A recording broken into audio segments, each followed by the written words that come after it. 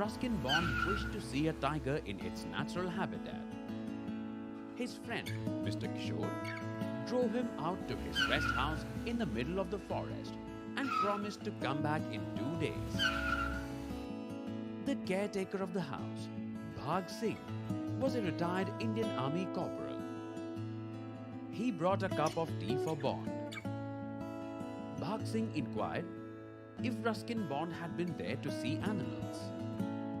Bond told him that he was there to watch the animals in the natural habitat as he looked around the clearing in front of the house where a farmyard chicken scrabbled in the dust. He inquired whether he will have to go far to see animals.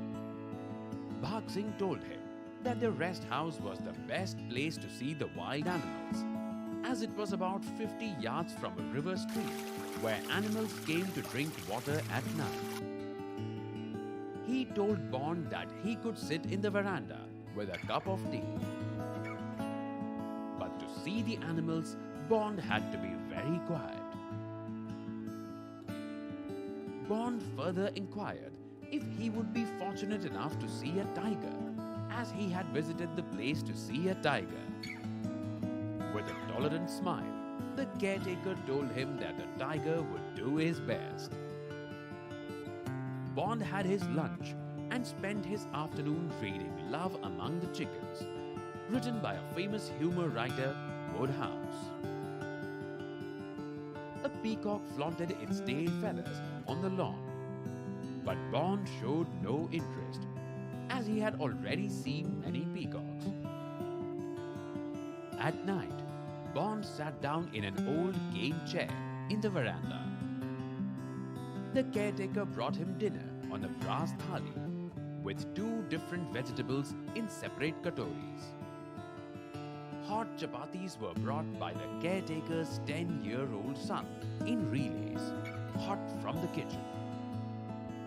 After dinner, Bond had a cup of tea, and then he began his vigil. After an hour, Bhag Singh's family went to sleep in their outhouse. Their stray dog barked at Bond for half an hour before he too fell asleep. The stream could be seen clearly under the moonlight. And then he heard a strange sound, a crescendo of noise. Whoa, whoa, whoa.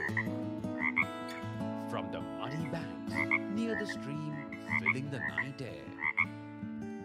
All the frogs in the jungle seemed to have gathered for having a sort of old boys reunion. They chattered for an hour, and then silence filled the night. A jackal sneaked across the clearing. Bond was almost asleep when a cicada started making shrill noise. Bond stared at the stream, but no animals came. The next evening, Bhag Singh sat with Bond and placed a charcoal burner on the veranda to prepare tea.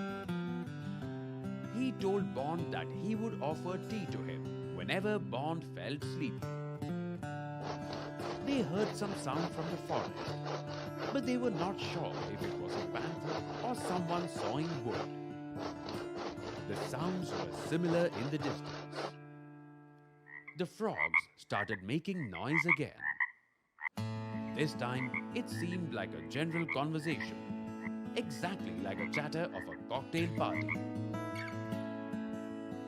By morning, Bond had drunk over 15 cups of tea. Bhag Singh made an English breakfast: toast, fried eggs and tea. On the third night, Bhag Singh's son too stayed awake with them and drank his quota of tea. However, no animals showed up at the stream. The next morning, Mr. Kishore came to the rest house in his jeep. He asked Bond if any animals were spotted near the house. Bond told him about the jackal. Mr. Kishore consoled him and told that he would have a better luck next time. The jungles were not what they used to be. Bond bid farewell to Bhag Singh and got into the jeep. Barely 100 yards had gone when Mr. Kishore stopped the jeep suddenly. Bond and Mr. Kishore were surprised to see a magnificent, full-grown tiger standing before them, right in the middle of the road. The tiger did not roll or snarl. He just gave a disdainful look at them and walked majestically across the road and into the jungle. Mr. Kishore happily told Bond that he could not complain anymore because he had seen the tiger. Bond told him how he had to wait for 3 sleepless nights to see the tiger, but he finally saw it in broad daylight.